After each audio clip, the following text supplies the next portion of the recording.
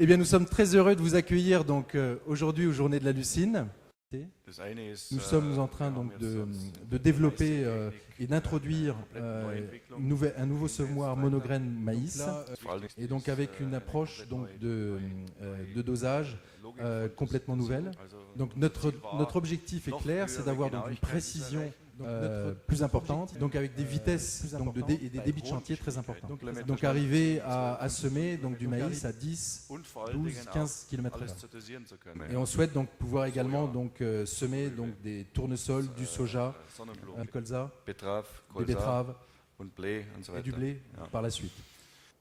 Quand on travaille avec des isotopes, non pas pour mesurer des coefficients d'utilisation, mais par une autre technique qu'on appelle la méthode des cinétiques de dilution isotopique, on arrive à démontrer que le phosphore assimilable, il a une toute autre gueule.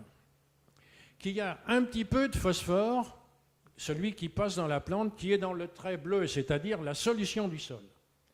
Et tout le reste nous est caché.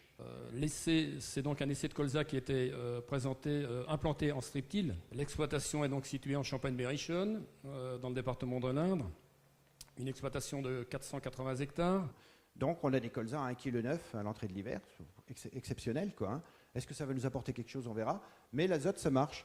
Alors cette problématique, eh bien, elle s'observe à travers l'urbanisation du monde. Aujourd'hui, il y a à peu près une personne sur deux qui vit en ville, mais demain, ça sera 2 sur 3. Et en géographie, on apprend ce qu'on appelle la loi du doublement.